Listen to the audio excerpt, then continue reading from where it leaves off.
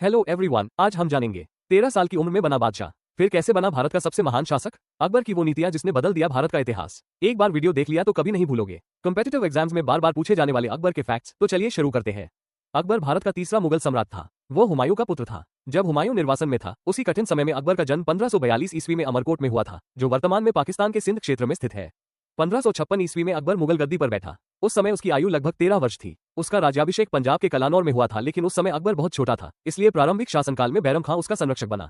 बैरम खां एक कुशल सेनापति और राजनीतिज्ञ था। उसे खान ए खाना की उपाधि दी गई थी। यहीं से शुरू होती है अकबर की सबसे बड़ी चुनौती। 1556 ईस्वी में पानीपत का द्वितीय युद्ध हुआ। ये युद्ध अकबर और हेमू के बीच लड़ा गया था। हेमू उस समय बहुत शक्तिशाली नेता था और उसने दिल्ली पर अधिकार कर लिया था। लेकिन पानीपत के मैदान में मुगलों और हेमू की सेनाओं के बीच भीषण युद्ध हुआ। इस युद्ध में हेमू पराजित हुआ और भारत में मुगल सत्ता दोबारा मजबूत हो गई। इतिहासकारों के अनुसार इस विजय का मुख्य श्रेय बैरम खां को दिया जाता है। 1560 ईस्वी में अकबर ने स्वयं शासन की बागडोर संभाल ली और यहीं से शुरू हुआ मुगल साम्राज्य का स्वर्णकाल। अब स्टूडेंट्स, अकबर केवल एक योद्धा नहीं था, वो एक महान राजनीतिज्ञ भी था। उसकी सबसे सफल नीति थी राजपूत नीति। अकबर ने केवल युद्ध की नीति नहीं अपनाई, बल्कि मित्रता और वैवाहिक संबंधों का भी उपयोग किया। आमेर के राजा भारमल ने अपनी पुत्री का विवाह अकबर से किया।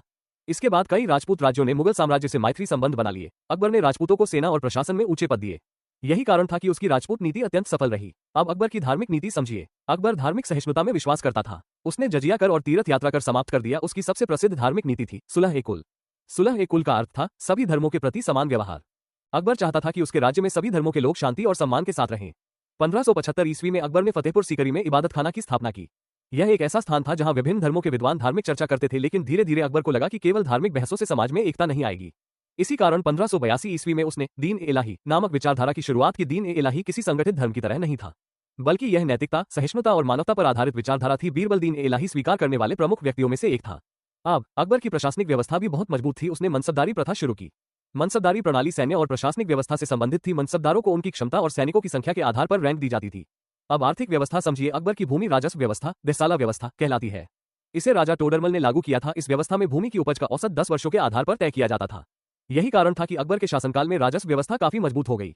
अब अकबर के दरबार के प्रसिद्ध नवरत्नों को याद रखिए। बीरबल, टोडरमल, अबुल फजल, तानसेन, फैजी, राजा मानसिंह। इनमें अबुल फजल ने अकबरनामा की रचना की थी। अकबरनामा का तीसरा भाग आईने अकबरी कहलाता है। इसमें मुगल प्रशासन, समाज और अर्थव्यवस्था का विस्तृत वर्णन मिलता है। अब स्थापत्य कला की बात करें। अकबर ने फतेहपुर सीकरी का निर्माण करवाया।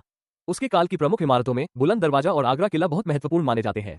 बुलंद दरवाजा गुजरात विजय की स्मृति में बनवाया गया था। अकबर केवल एक विजेता नहीं था, बल्कि एक कुशल प्रशासक, धार्मिक सहिष्णु शासक और महान राष्ट्र निर्माता था।